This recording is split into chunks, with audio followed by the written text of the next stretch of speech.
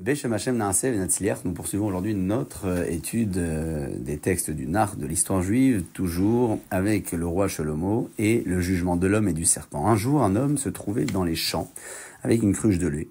Il vit soudain surgir devant lui un énorme serpent qui poussait des cris stridents et se démenait dans tous les sens. « Pourquoi ces cris et cette agitation ?» demanda l'homme au serpent.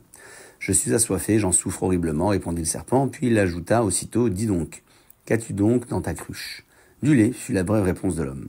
Si tu me le donnes à boire, dit alors le serpent, je te dévoilerai la cachette d'un grand trésor. L'homme consentit, le serpent but avidement le contenu de la cruche, puis guida son bienfaiteur jusqu'au trésor. Là, sous cette énorme pierre se trouvent d'innombrables pièces de toutes sortes, d'or et d'argent, dit le serpent. L'homme déplaça la pierre et en creusant la terre à cet endroit, il découvrit en effet une vraie fortune. Transporté de joie, il s'empara du trésor quand soudain le serpent se précipita sur lui. Celui-ci s'enroula autour de son corps et réussit presque à l'étrangler.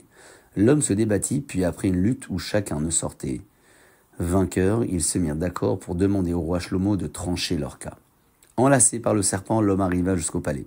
Il raconta alors en pleurant combien la bête avait été ingrate. « Pourquoi veux-tu tuer l'homme qui t'a rendu un bienfait à calmer ta soif ?» demanda le roi au serpent.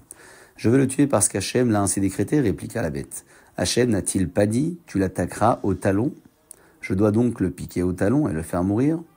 Déroule-toi d'abord, » dit le roi au serpent, du corps de cet homme.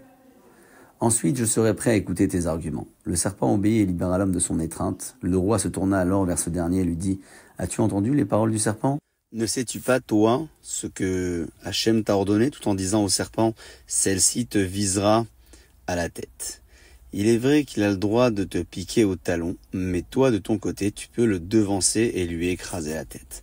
En entendant la décision du roi, l'homme ne se le fit pas répéter, il frappa le serpent qui mourut sur le coup.